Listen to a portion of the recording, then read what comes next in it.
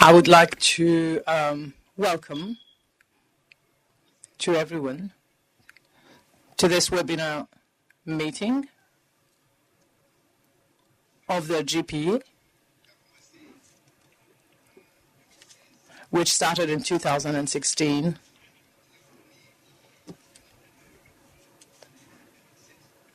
So we have until the end of 2017.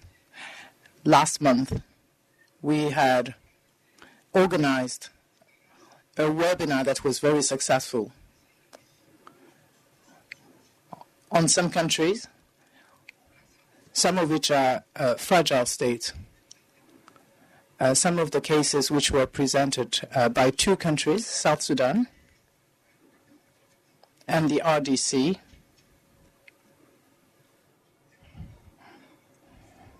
Therefore, we would like to acknowledge and thank the GPE for its support and for organizing this webinar. I am the moderator for this session.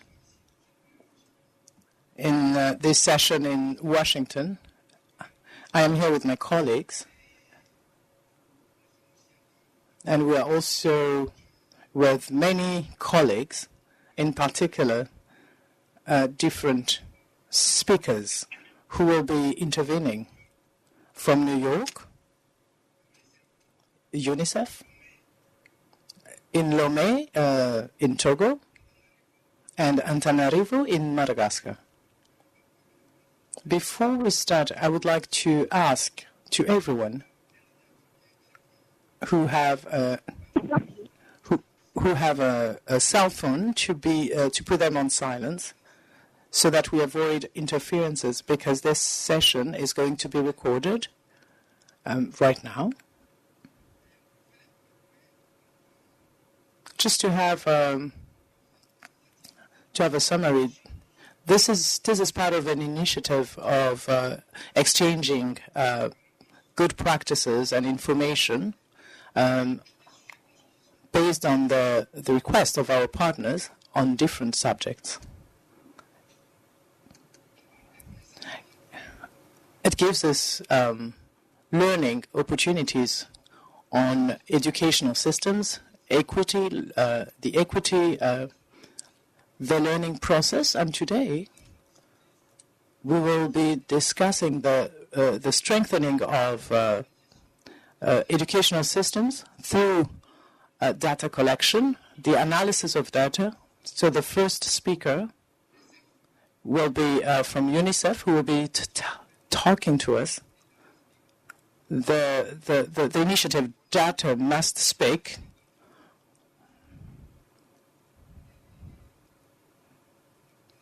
And our colleagues from the ministries of education in Togo and Madagascar will speak afterwards and share their experiences. So to start, so this initiative was funded by a program by the World Bank and the GPE,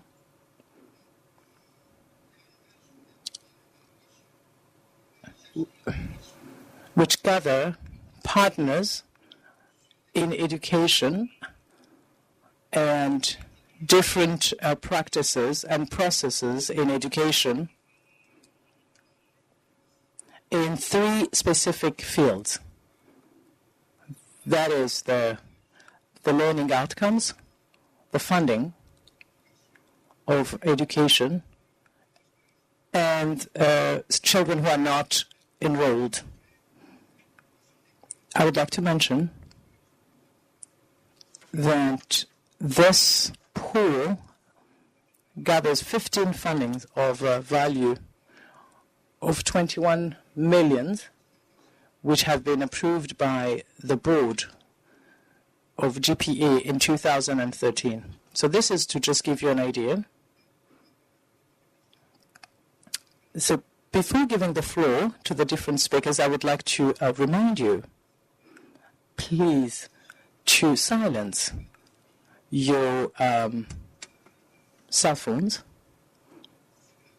If you have any problem of network, I would like to inform you that you can also to send an email to webinars@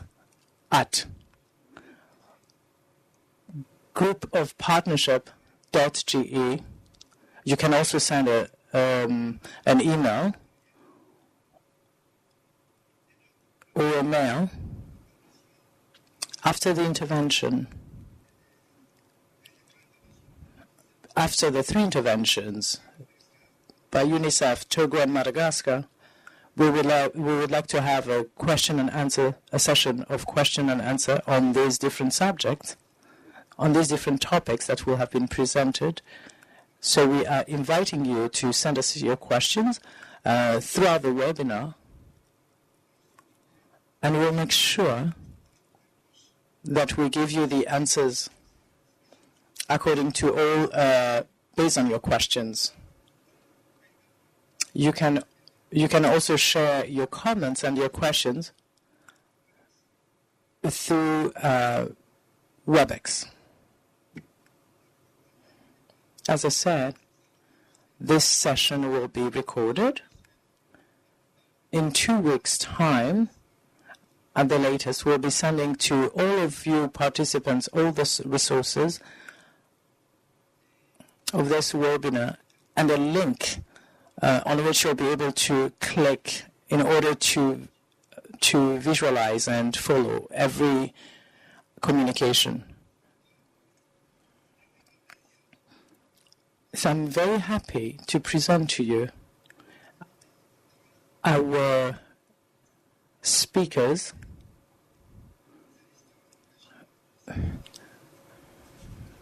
The first one will be from UNICEF, Omedi Sali, the Statistical Director in the Planification Department at the Ministry of Education in Togo, and Joël Sabas-Désiré, the Director of the Planification Department at the Ministry of Education in Madagascar. Without any delay, I would like to ask Gabriel from New York to do his presentation for 10 minutes.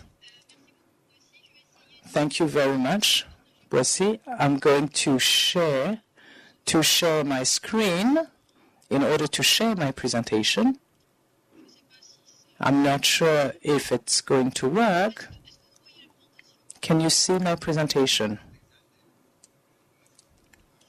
Yes, thank you. In the same way that Boissy said, I'm going to do a general presentation of the initiative. So what is this? What is this initiative? In terms of Data Must Speak, it was launched in August 2014, and it's support.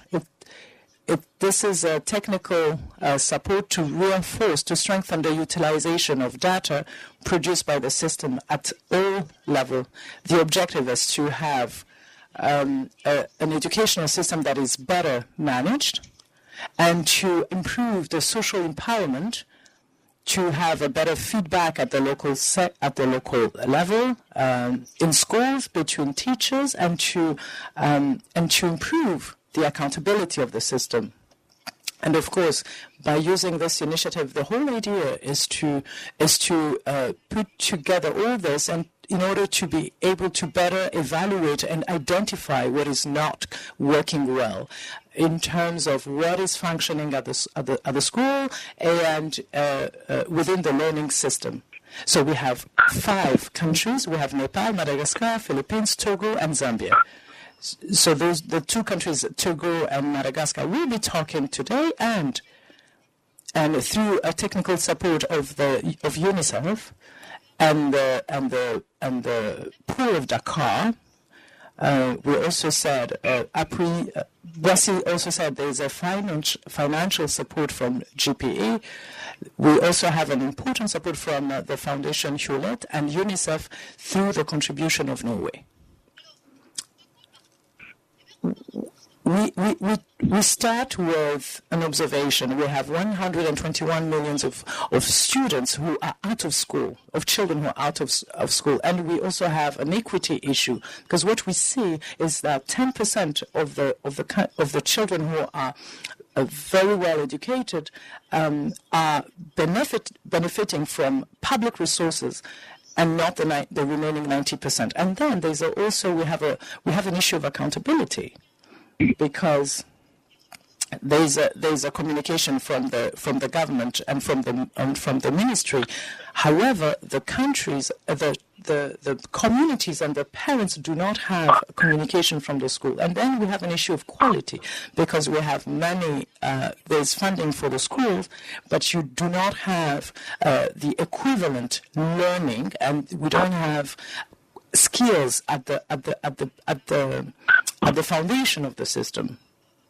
So we have a huge problem, a huge issue of learning. So what are we suggesting? So first of all, is to support the process, the planning process at the school level, in order to better respond to needs, to improve monitoring and supervision of schools, identifying schools where learning outcomes are inadequate, and to involve communities more actively, and to have a more equitable resource allocation system at the school, and in terms of inspections and teachers.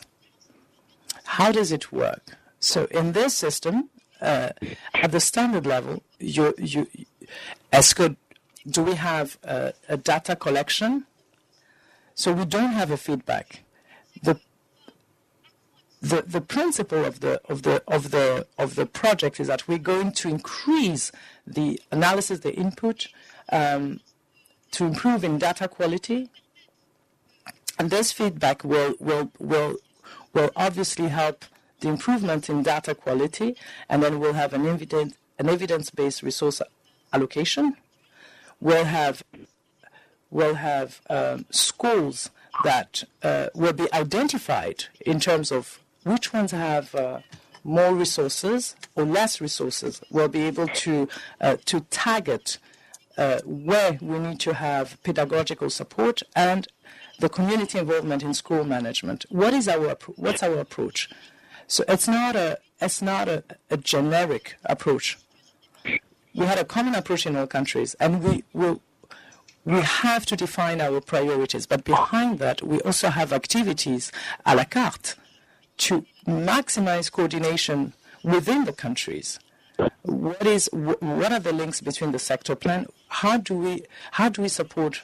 How do we get support from other partners? And this project is not initiated from the headquarters or from Washington. It is directly related and initiated by officials of the ministry.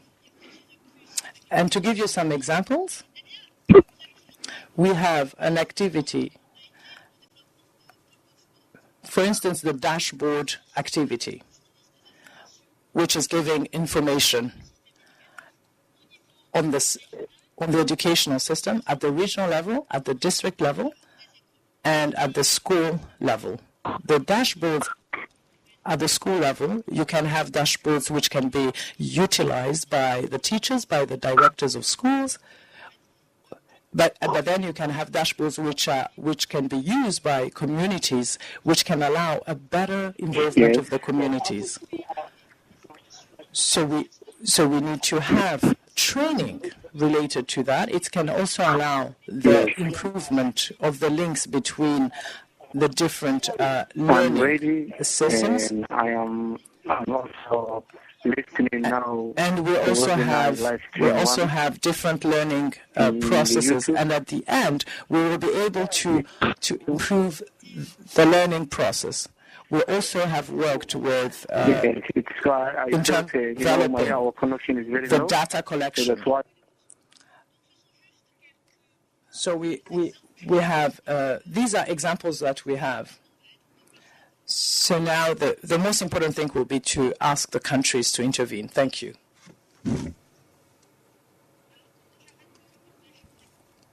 So should I now stop sharing my screen? Yes, thank you.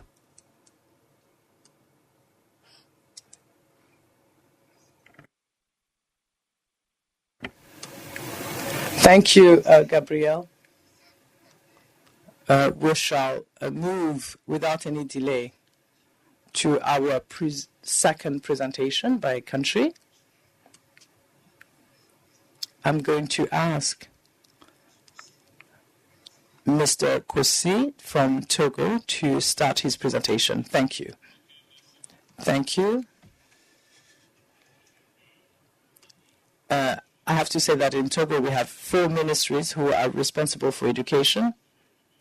The primary, the secondary, and the professional training institution. We have, in total, more than 7,000 primary education institutions. At the secondary level, we have close to 2,000 general secondary education institutions, including half who are that are public institutions. We have 4 levels. We have the school, the institution level, we have the regional level, and then we have the central level. Is this a relevant project for Togo? We have to say that the dashboards were deconcentrated, but their presentation were more technical. And this is a tool that can be used at the central, but which can be deconcentrated, but not really at the school level. So the implementation of this tool is very relevant for Togo.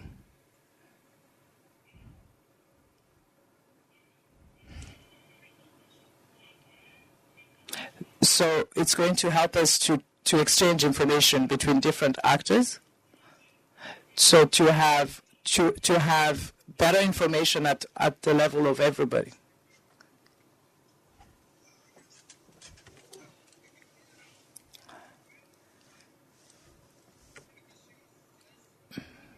Could you please silence your microphones if you're not talking? May I please continue? Yes.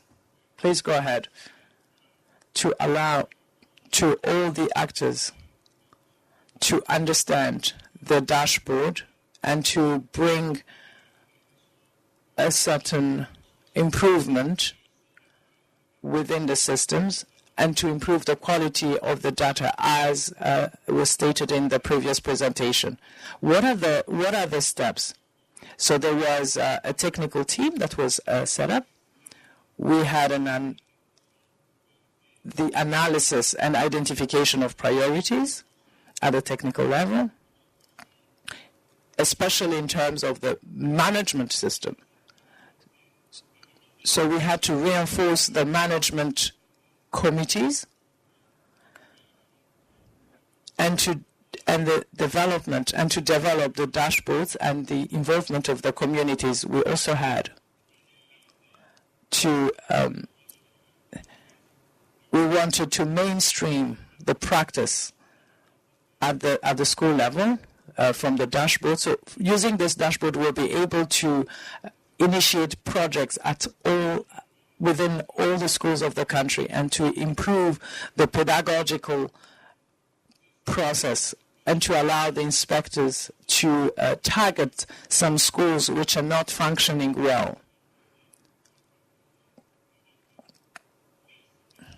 There's also the issue of allocating resources based on the indicators of the dashboard, and we'll have to identify the needs of the teachers. We also had activities which were being implemented at the primary and secondary level.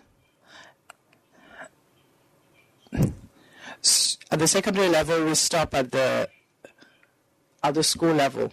We had to exploit to use some data. Now, those data have to be collected.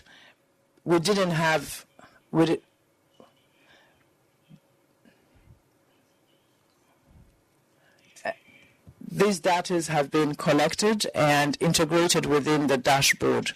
at the secondary level, that these data have been integrated within the dashboard. You have support of the utilization of the dashboard. We have training modules, sessions for this dashboard. We have also the utilization of these dashboards, and we had to train inspectors in order for them to be able to use this dashboard. And we also had to train the communities and the schools. Within the dashboard, we also have indicators of at the level of inspection, which allow us to select, to identify the different allocations. So the amount of the inspection, the amounts are calculated on this dashboard. The dashboard is also used to evaluate and to assess our work plan based on the analysis that is done. And right now, our impression of our dashboard for 2014 and 2015 will be shared at the beginning of the next school year, the academic year. So when we look at the structuring of the dashboard, we have to look at the context-specific data,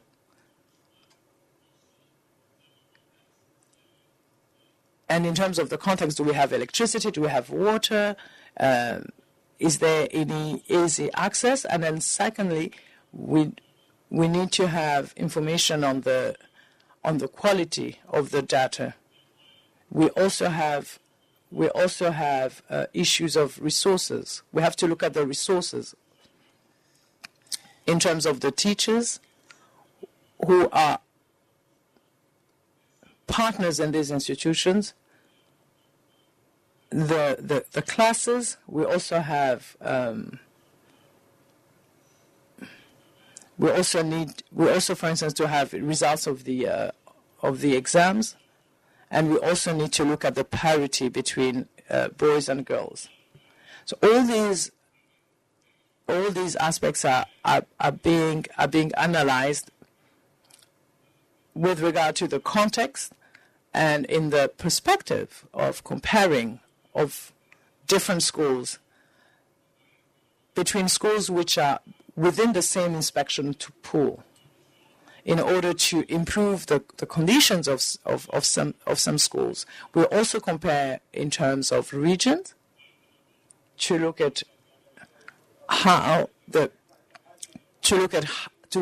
kind of actions that have to be initiated at the regional level to improve the school management. There's a guide that can be used by the communities and by some regional actors in terms of what can be done based on the information that we have. What are the next steps and the activities? We have to finalize the dashboards to have a framework with the new 2005, 15, and 2016, and 2016 and 17 data. We need to have a review of simplified dashboards and have to be deconcentrated at the local level. We have to pursue the implementation of cascade training in the use of dashboards, integrate dashboards in tablets for inspectors within the framework. And we're also thinking in terms of the development of tools for the supervision, for the pedagogical supervision. But we need to ensure the sustainability of the development and the regular updating of dashboards. We have made we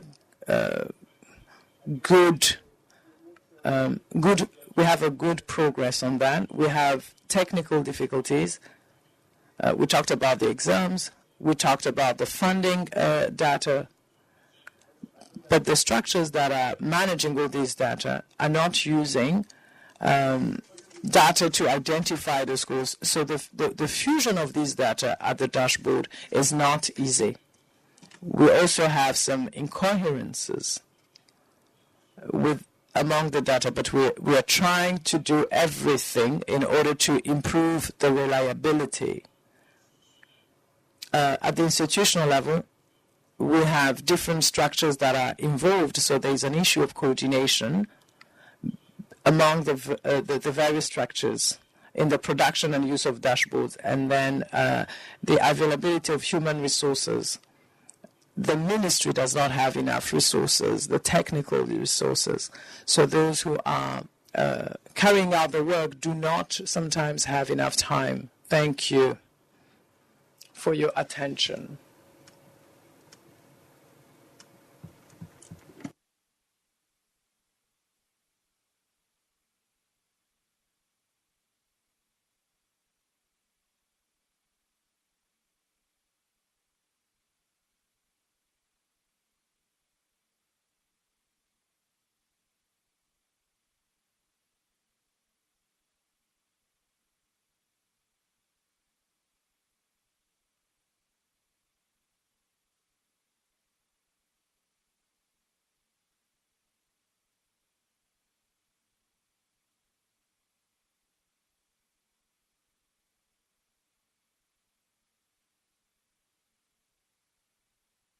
We're going. Please start sending your questions by stream. We're going to now give the floor to Joël Sabas. Désiré Adrien Nizandri is going to present his talk. Thank you. I'm waiting.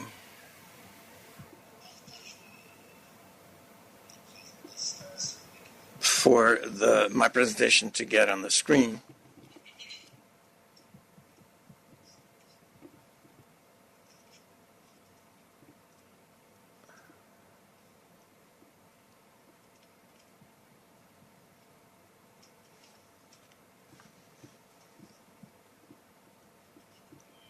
Well, maybe I'll start anyway.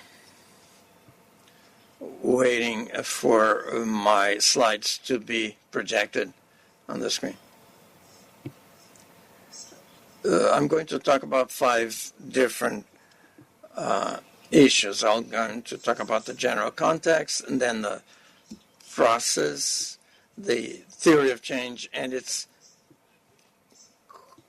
coherence with the education sectoral plan. I'm going to present your dashboards, and I'm going to speak about involvement of communities.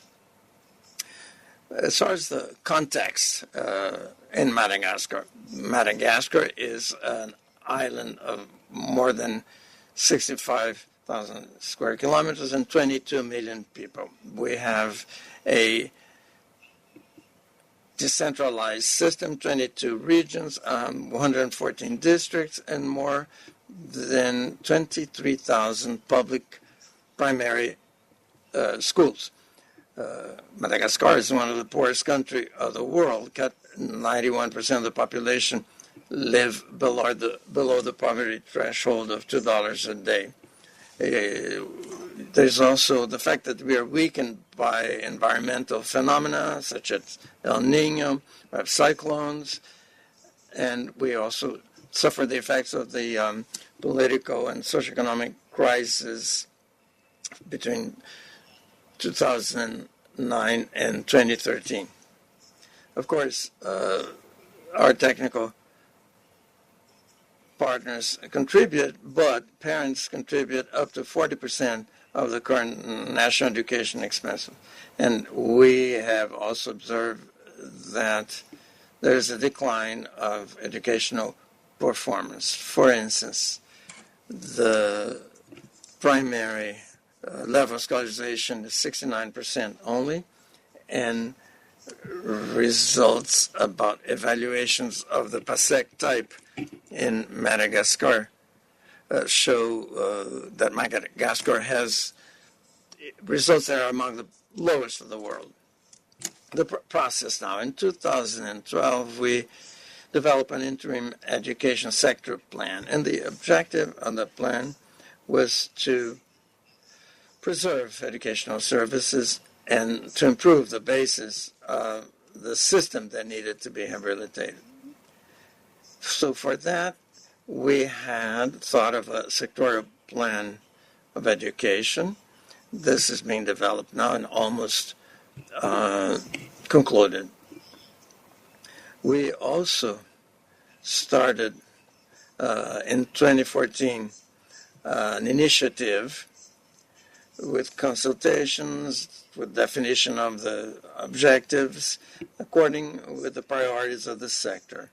So we created a working group within the National Ministry of Education, and we also asked our partners, our techno partners, to be involved in this, our financial parties as well, in order to mobilize enough financing within the UNICEF program and the GPE program. So 2015-2016, we had support from UNICEF and UNESCO to develop our dashboard. Our dashboard is automatically created with the database of the educational system. And this application was developed by our technicians with the support of UNICEF and UNESCO. In 2017, we rolled out the plan, and a national training program was launched. We have the dashboard now working in more than 1,000 primary schools, and we are going to extend that to the 24,000 schools. The main goal for these dashboards is to provide the different actors that are involved in education management, planning, tools that are adapted and that will allow them to improve their performance. Of course, there are other goals as well, such as they will serve to help with proximity, or rather training at the level of the school, because our inspectors are mostly on retirement now. The inspectorate is far from the schools, so we want to have this in-school training program. We, of course, want to improve the reliability of data and also accountability, because there will be a feedback from the training, from the improvement of transparency at the level of schools, and also to, of course, give elements for the making of decisions, with all these data. So I think that our system will become more equitable and also more efficient. The whole sector will be more perform better with retention levels, reducing disparity among people, and also the learning outcomes. So the dashboards, as Togo has presented, the first part of the dashboard identifies the schools, the communities where the schools are located, the districts, the regions, the number of schools, of course, and the establishment code. Because every school in Madagascar have a code, a number that's unique to them, and so that's used for database on exams and to identify the school. Second part, markers. So that if the dashboard is blue, means some data are missing. If it's yellow, the data need to be confirmed. And if it's red, that means that the school is below the average. So therefore, that calls the attention of the persons are responsible for that. They need to improve those indicators. As far as the results are concerned, there's, learning outcomes and others.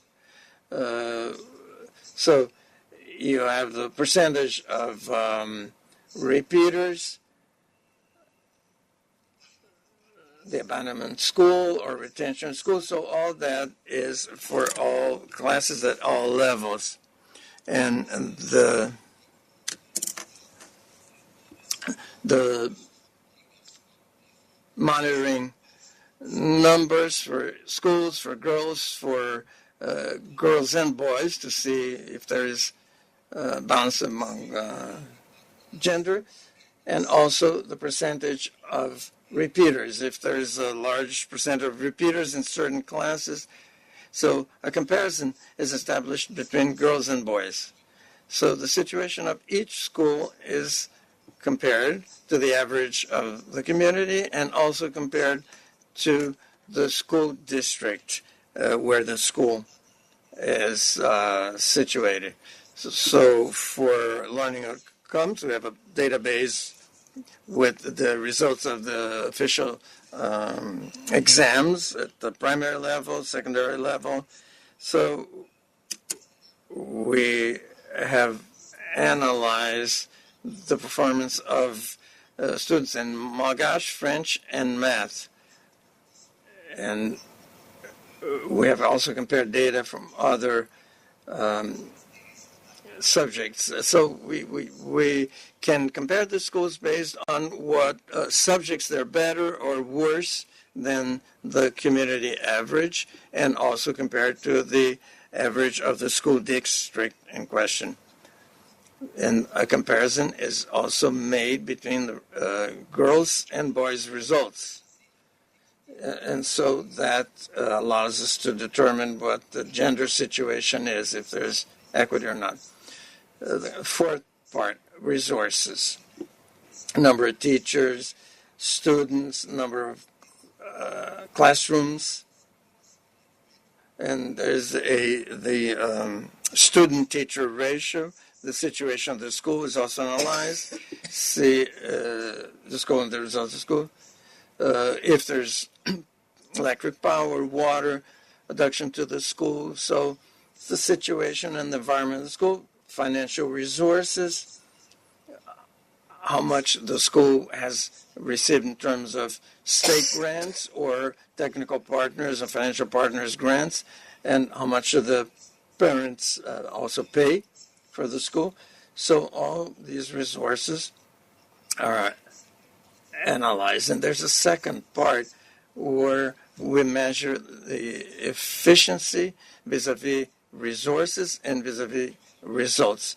So we have a scheme that allows us to have a classification of all the schools of that particular administrative and pedagogical area, the ZAP, all that based on the dashboard. And before concluding, I want to involve the local communities. We have reformed or changed the organization of all the public primary schools and trying to bring the population, the community, to be more involved with the school.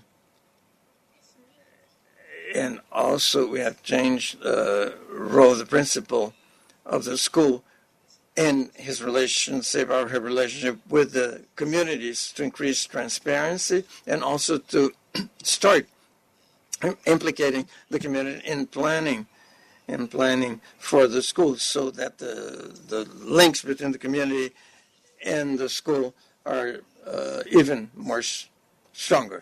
So we have this dashboard for the school, but also a different dashboard. It's a simplified dashboard for the community, and everything is presented in a way that the community can fill out the data concerning the school, like the number of children who do not go to school, for instance, There are other indicators like number of children who abandon the school, and is it a large number of girls and boys that leave school, or what is the percentage of repeaters? So we also determine what is the proportion of girls and boys that repeat more often in school. So this is a simplified presentation of our dashboard. Unfortunately, I could not project my PowerPoint, so we have trained more than 1,000 assistants, school assistants. One of the school principals for primary school did, well, finally, we're not going to be judged on the state's or the situation or the infrastructure, but based on our own performance. Thank you very much. Thank you. Thank you, and thank you for the citation that you present at the end, which is very eloquent, really, because learning is not that complicated in the end. So I think that we now have reached one of the parts most important of this webinar. So we'll have now the opportunity, everyone will have the opportunity to ask questions. And I asked all the participants to send their questions already a little earlier so that we start receiving the questions. I don't know if that has been done. And I think that we're going to listen to 2 or 3 questions every time, and then we're going to, of course, ask the questions to those who be in a position to answer the questions. And the 3 presenters will try to answer those questions to their best knowledge. Also, please include your name and the name of your institution when you ask the question, so that we could take due note of that. And the advantage of having these webinars, it's that is done in live and recorded, and at the end of the week, as I said, all the participants will have received copies of these documents. So how do we do this? I can read the questions. Well, our colleague will read the questions that have already reached us. And so we continue. Good morning, young McPherson. And I'm part of the GPE Secretariat in Washington. We have 2 questions for Togo. First question. The issue of Hassimiu Diallo, who wants to know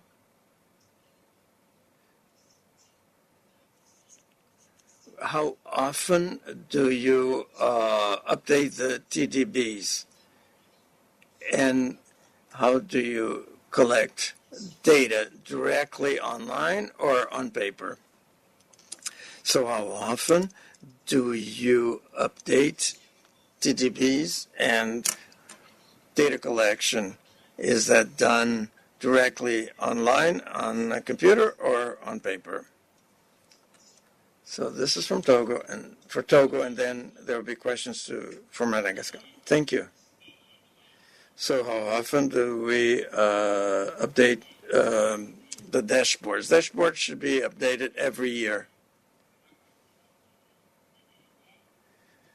We're a little late now, but our intention is that in December we are going to collect data and we will update our dashboards so that they could be then sent to the schools, and the schools will take the initiatives that are necessary, considering that it's the beginning of the school year anyway.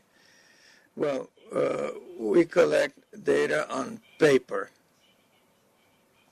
The head of the school fill out the forms, but the inspectorate is where we input the data online. And these data then are sent to the region and the other instances, higher instances of our schools administration. Thank you. Thank you. Now, a question for Madagascar. Could you please describe what are the main challenges that you have for implementing the program? Madagascar, can you hear us? Could you repeat the questions, please, sir? Could you describe the main challenges to implement, that face the implementation of the program? During Togo's presentation, they've shown a little bit what the challenges are. So if you could talk a little bit about what are the main challenges that you face when implementing this program in Madagascar. Bon, thank you. As I said earlier, we have more than 24,000 public primary schools. So we have launched last year this initiative. And up to now, we have developed dashboards for 1,000 of these schools. We have trained 6,500 principals of schools, and our main challenge is to spread this and to bring it to the national level. So our main goal is to try to develop dashboards for all public primary schools before October 2017 for the next school year. So we have received support from our partners to finance these activities, and therefore to speed up the implementations, to be able to train the trainers for all the regions and also for the all school districts. So we are now elaborating this user guides for those who will use these dashboards. So we want to strengthen capacity at the local and regional level, and also to develop those user guides. And we hope that all of that will be ready before the next school year, 2017-2018.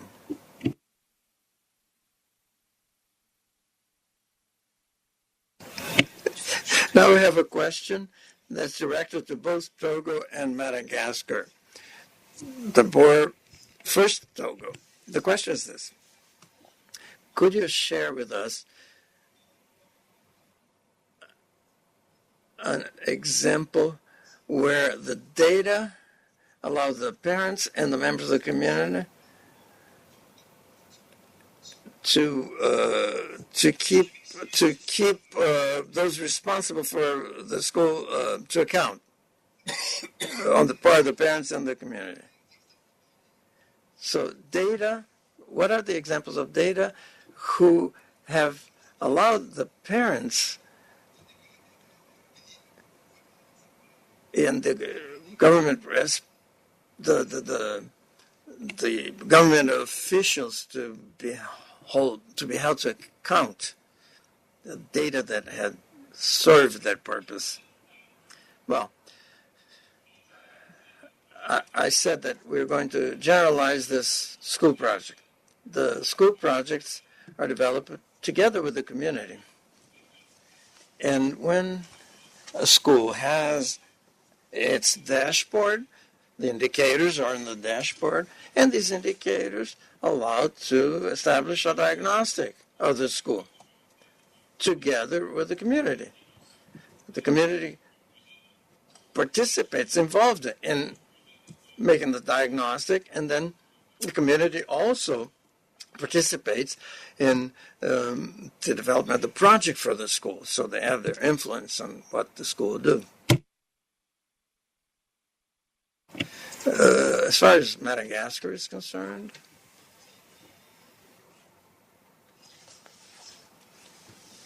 I can give you an example. As you know,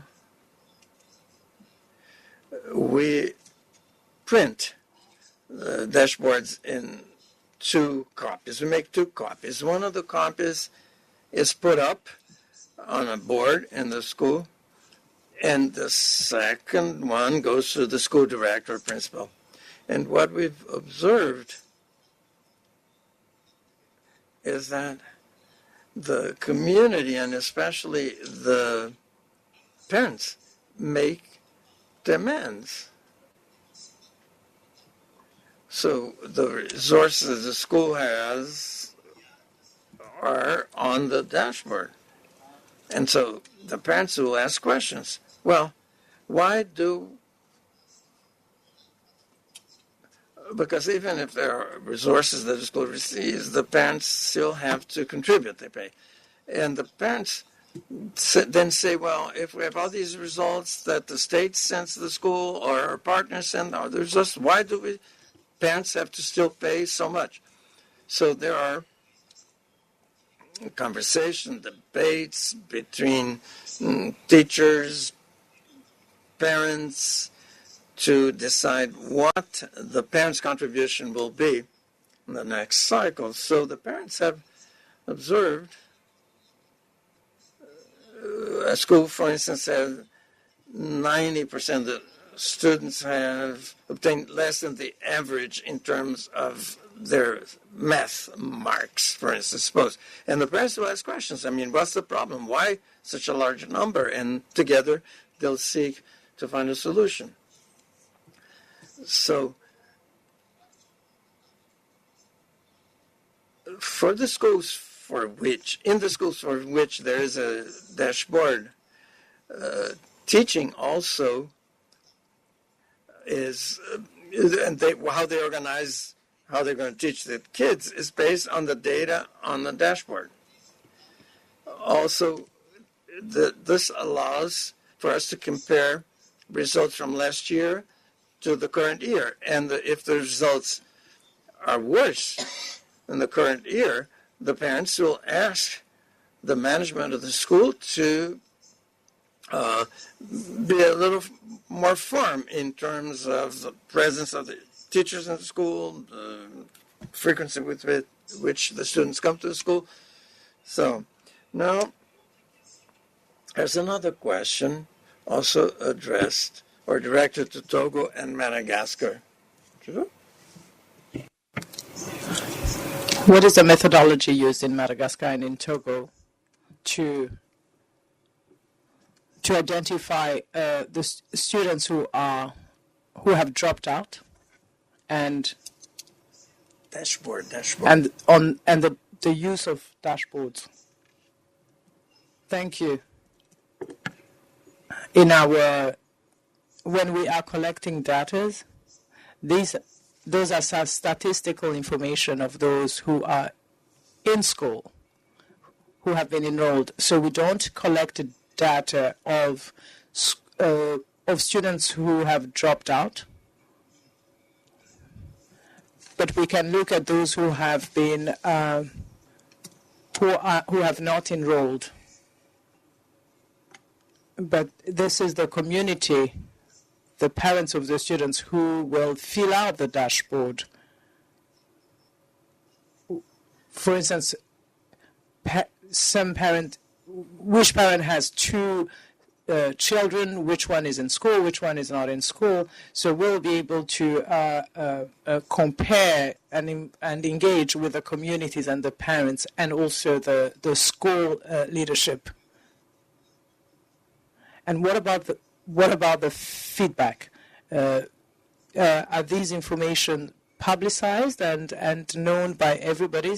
So one of the issues we would like to know is the proportion of students, of children who are not enrolled in school.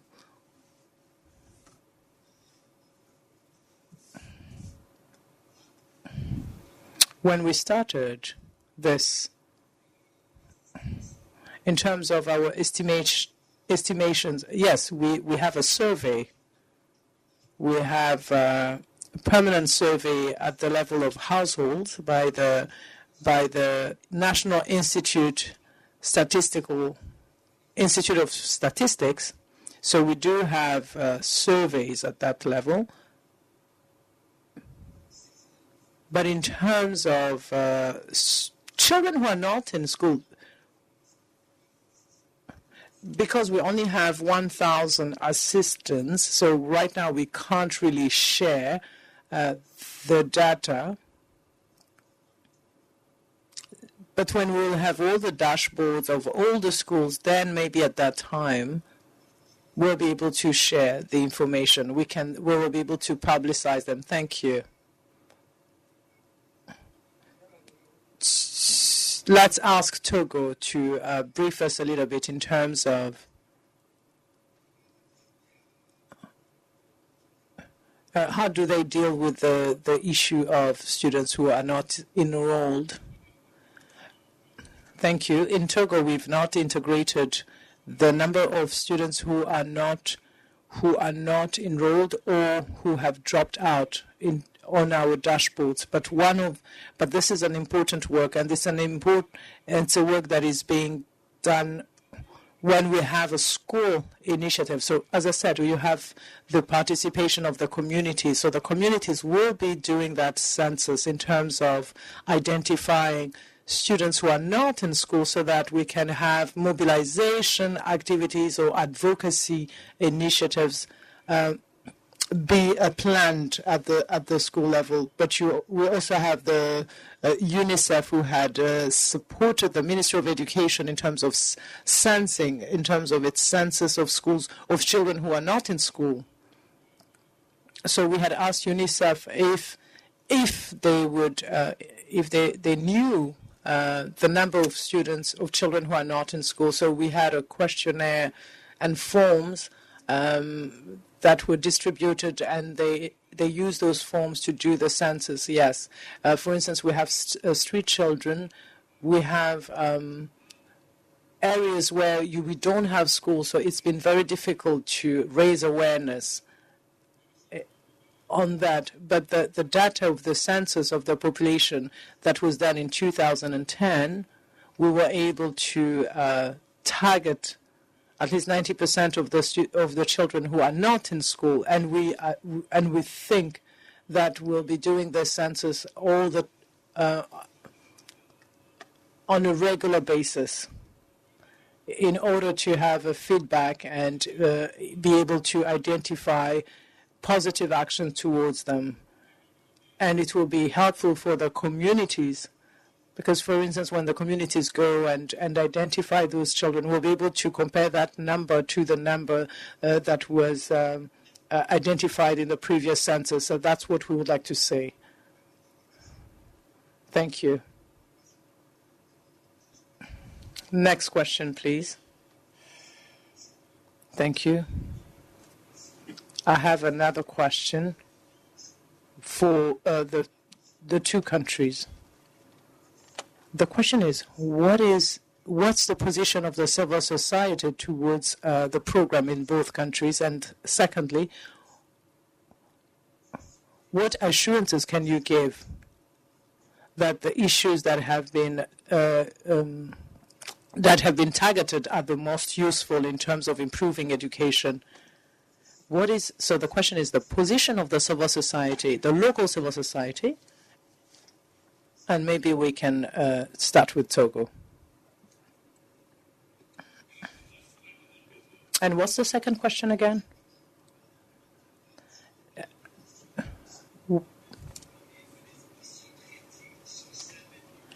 What assurances can you give us that the issues that have been addressed are the most critical in terms of improving the education? I'm sorry, I'm reading the question in English and I'm translating it.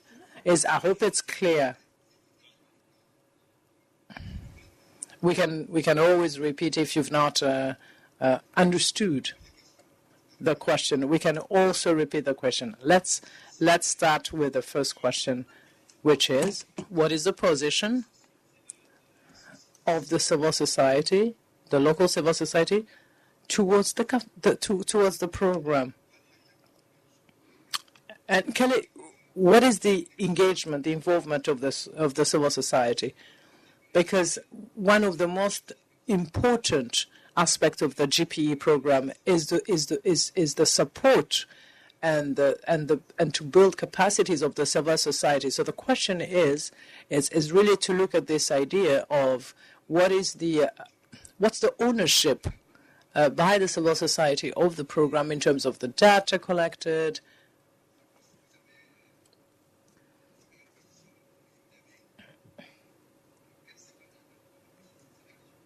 If you have a position in your country? Thank you. We have to say that for this project, we've not implicated directly the civil society, but the results have been presented to everybody. When in May, when we did the review of the sectorial plan of the education, everybody was there. The civil society was highly represented.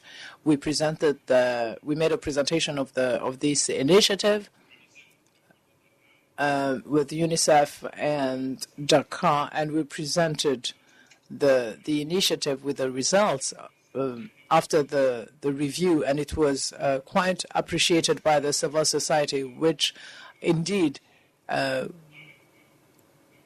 would like to benefit from this initiative so that they can do, for instance, advocacy at the school level. The second aspect of the question is,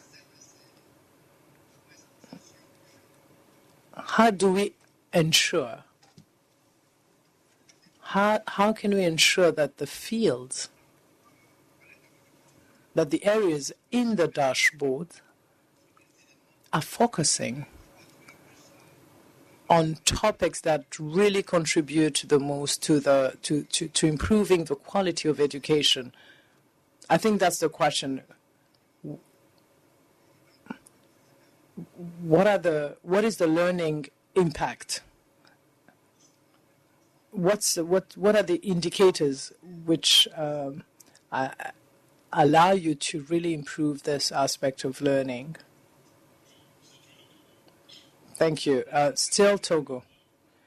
Now, with the dashboard, as we said, we have introduced the data on exams, which allow us to see the number of students who have had the average grade in terms of math and French and languages and science. So that allows us to see, at least at the last year, to see if the students have been able to achieve a certain level, have reached a certain level. For instance, the average grade, which is 10 out of 20, which is why we always try to find out what is the actual grade and what is the average grade even at the school level in all these areas. But then we also have the issue of retention per classroom, the percentage of students who are redoing their year.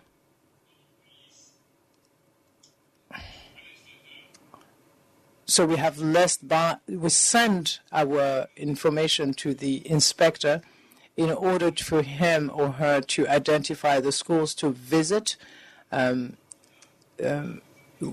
We also have an issue of the number of assistants, the support team.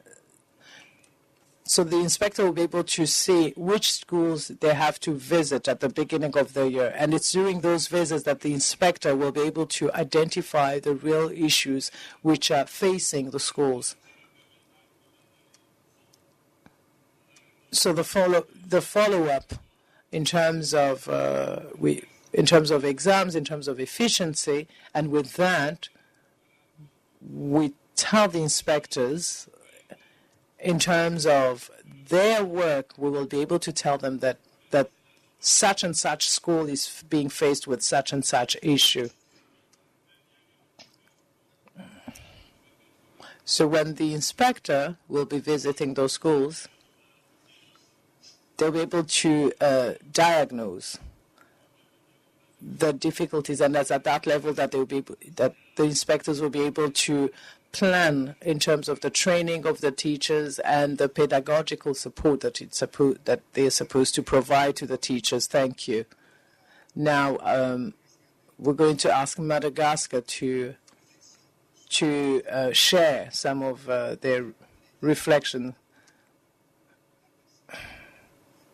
Again, in terms of the ownership, the participation of the civil society, and the other aspect of the question is to what extent that the dashboard in your country attempts to focus on what needs to improve the learning process. Thank you. I would like to say that at the national level, the civil society is not very well organized. So it's only recently that, with the support of some partners like UNICEF, that we're starting to go and raise awareness, so as to have a better organization, because the civil society is represented in the local team of partners of the GPE. So when we launched the initiative during the consultations, that they were there, and they also participated in the definition of the priorities and objectives. So their involvement is implicit, because when we set up dashboards at the school level, we tell them to participate as community, as parents, but not necessarily as civil society. So the platform of the civil society is still organizing, is still in the process of organizing itself. So what we can say is that they participated as members of the local group of partners in education. And as Togo, in terms of the improvement of learning, when we launched the initiative, we started to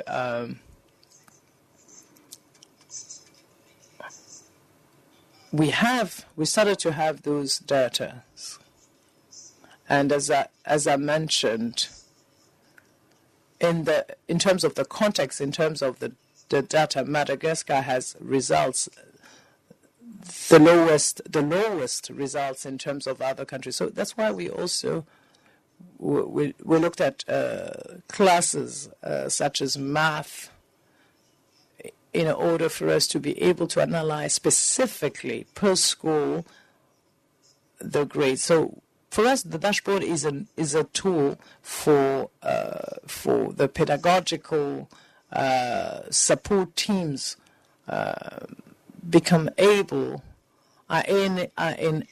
enabled to organize their visits to support the schools.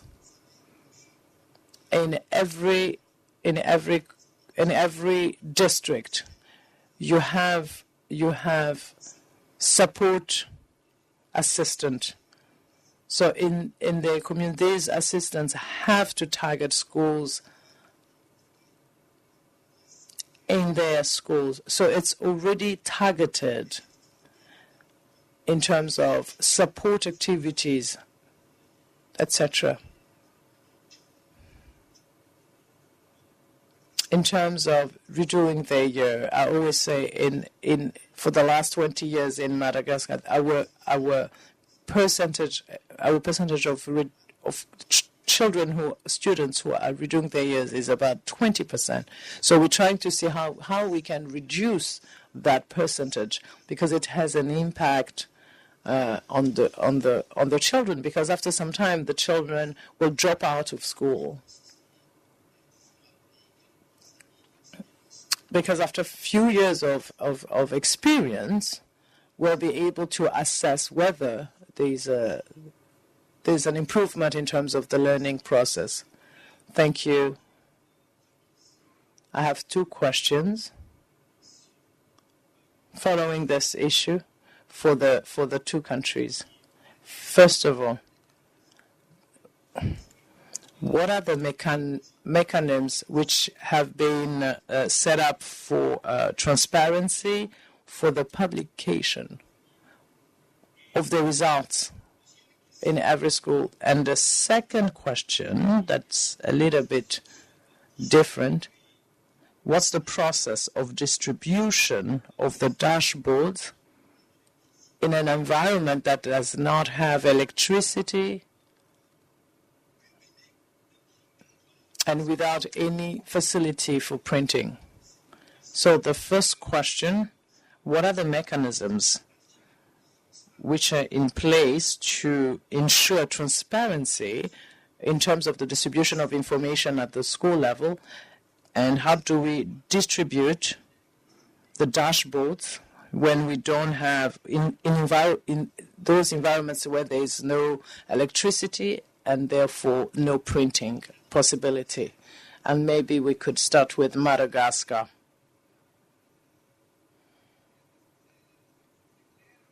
Is it clear? It's a question which has two aspects to it. Yes, thank you. For the first question, in terms of the mechanisms for transparency, for the publicization of the results, what we did was we show the dashboard. We display the dashboard so everybody at school can see the results. The school can hide the results. They can conceal the results. So that's linked to the second aspect, because for us the dashboards are not printed at the school level but at the district level within their constituency. So, and there you will have electricity. So if there's a product that's being printed at the district level, so that they can be distributed at the school level, and we were lucky that our technical partners were able to help us with IT and the copying machines, and to be able to, in order to duplicate the dashboards. So we do it at the district level. So the results of the exams come from the districts.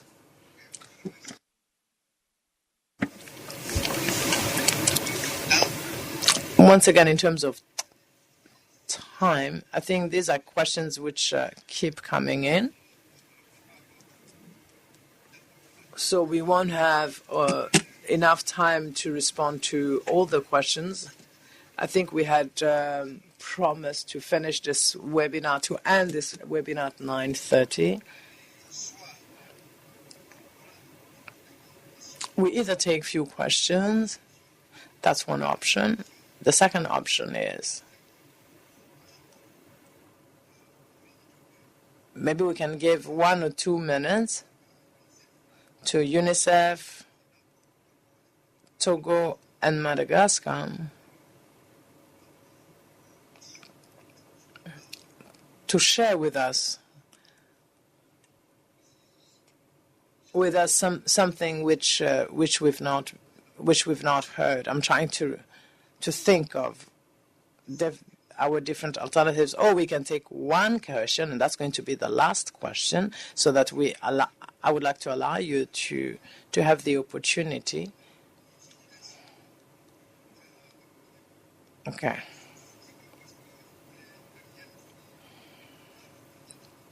So we can have one or two questions for Gabrielle. I would like us to have these questions, and then we can give you the opportunity to talk about one or two points or anything that you think is very important, and then we'll be able to wrap up, as we say in English. So, Gabrielle, before we talk about the questions, can we hear from Togo one or two of these questions?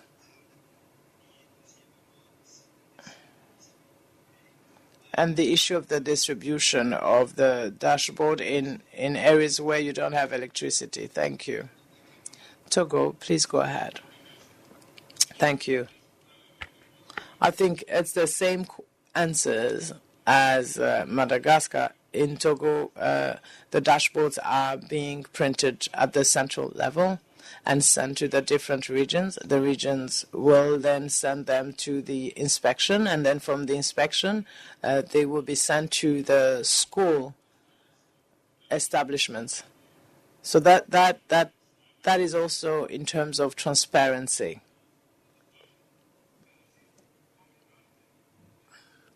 But because they also have to use them for school purposes.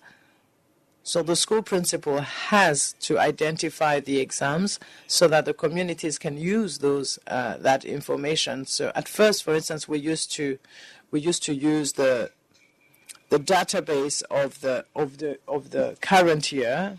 But right now, the school will not be using its dashboard. But with this project, we decided to produce the dashboards for all the schools. So when the principal will not be able to present his or her dashboard before the communities, then it will mean that they will not have filled out the dashboard. So they will have to be accountable before the community. So those are the mechanisms which we set up to ensure transparency. In terms of the inspection, they all have electronic files. They have electricity, and also with the support from GPE, we are acquiring tablets for the inspectors. So we'll be able to send those dashboards to the tablets of the inspectors, and they will be able to use them at the school level. Thank you. Thank you. Thank you.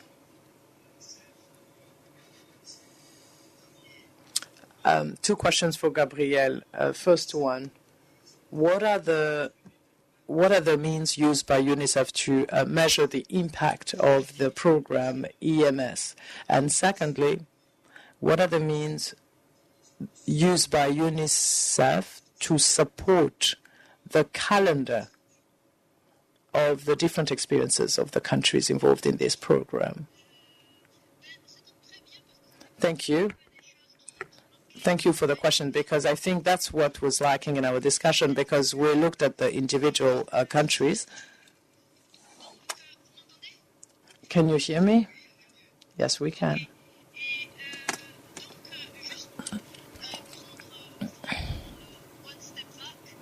If we could take one step back and to look at this from a distance, when you look at the 5 countries, we are working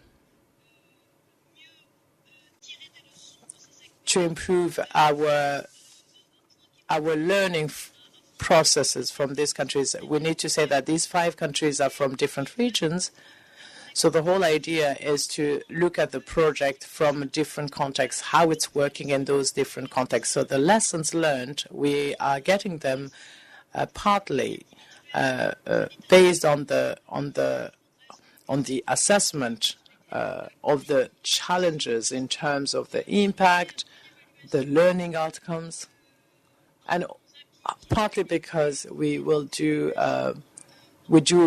evaluate the results in different schools, in the intervention schools and other schools. So we also have evaluation, which will look at how the state of affairs of the project. So we look at the evaluation of the impact of the project at the school level.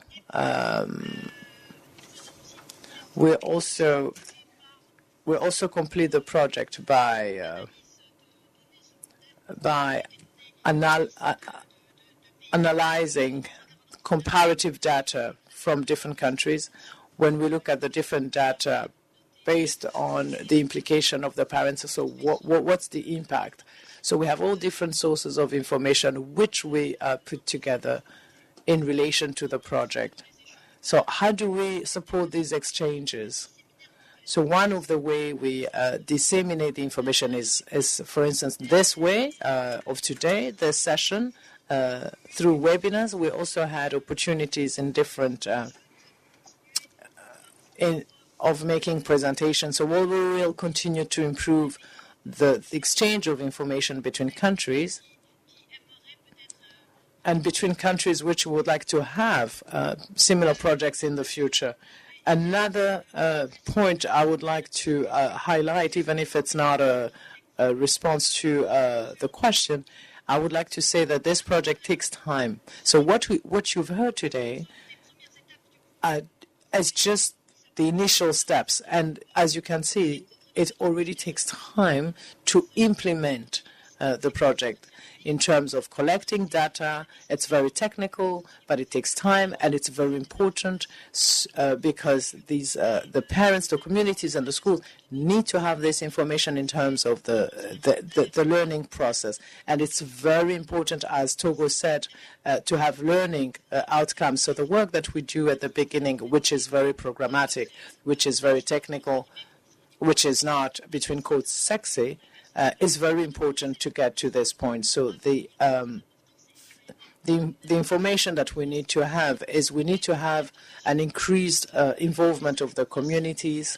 We need to have an increased usage of the dashboards and an increased amount of information. Thank you. Unfortunately, I would like to say that we've not been able to share the information of Madagascar, but we'll send by email to every participant. Thank you. This is perfect. I think Gabriel did well to remind us of certain information, but for the time that's left to us, like when I look at the Togo, which has a strong team, I'm going to ask Togo to say something that we've not heard, or to give us the opportunity, the name and the function of those who came to support the main speaker. So with your permission, I'm going to ask the team from Togo.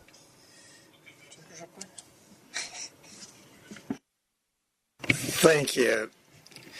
We in Togo, we have observed that once we started this project, there's more communication because of the dashboards in the school. Because before, it was the director for planning that was involved in anything like that. But now everybody's involved in that, and everybody wants to participate. So we would like the project to continue so that each community is aware of the fact that there is a project like that going on in their community, and the community will be able to evaluate and assess the performance of their schools. So the inspectors too will be in a position to, target the schools that they want to inspect. And then there's also the development of simplified dashboards for the use by the community in particular. But we saw that in the case of Madagascar, they used a local language for the simplified dashboard. So, Madagascar has one official language, or are there other languages?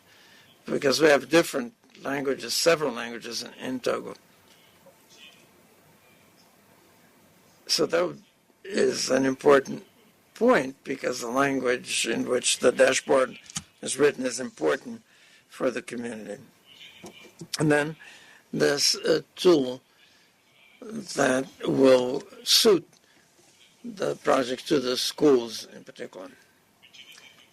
And then we want to have all the actors in the school system to use these tools in order to improve our schools. And we'd like to thank everyone that's working on that.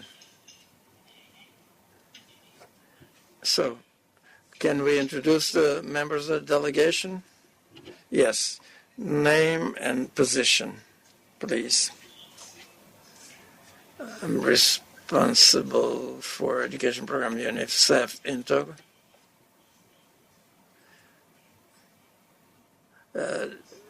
Economist at the planning director. I'm the presenter. Denalia Balo. Education, UNICEF. Kofi. Planner, Frisco's. I am database manager and the planning directorate, and also work at the planning directorate. Madagascar for the same thing. If there are others, part of the Madagascar delegation. Thank you. Thank you. To answer the question asked by our colleagues in Togo, yes, our dashboard, the simplified dashboard for the use by the communities is published in official language and in Malgache and Malgache. We have one official language, and everybody understands the official Malagasy language, so that's not a problem here.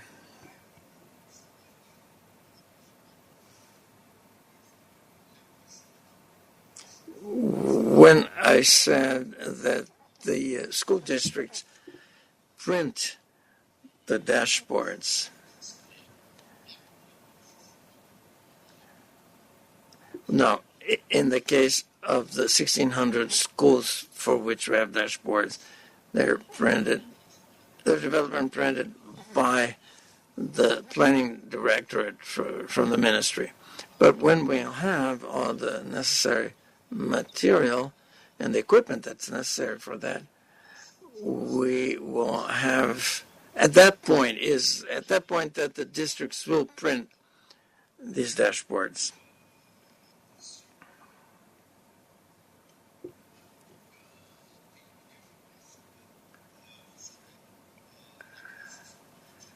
You know that the political social crisis that we have lived since 2009 has had an impact on education in Madagascar. So there's been abandonment on the part of the parents who take the children away from the schools because the parents do not trust the public education system anymore. So in implementing these dashboards, we have noticed also that the trust is beginning to come back on the part of the community and the parents. And they are really taking ownership of the schools. For them, it's their school. I think that is one of the major impacts, one of the major benefits that the implementation of the dashboard program has brought to our system here. I would like now to conclude to thank all those that organized this webinar, because we have hired an expert who had worked with Togo, and we hired him in Madagascar to develop this initiative. Thank you to him too. Well, it may happen that we lose our signal in the middle of the conversation, and I just wanted to take this moment to say that I was very happy with this seminar today, and I want to thank you all. And I also want to remind you that this webinar has been conducted in French, and in July 27th there will be another one in English. So I would like to invite you to participate in this upcoming webinar to exchange, because our main objective here is to learn from each other, from other countries. And the material will be distributed to you all in a few weeks. And if one thing that I have really, that I can conclude from this is that we talk about dashboard. And I think that it's better to have a simple dashboard than many more pages with all types of information. So I would like to congratulate all those who participated in this program. UNICEF, thank you again for your support and to have helped us to bring this project to life in different countries. And I just want to say thank you to you, and to also bid you farewell, and to say, well, see you soon. Bye-bye. Thank you.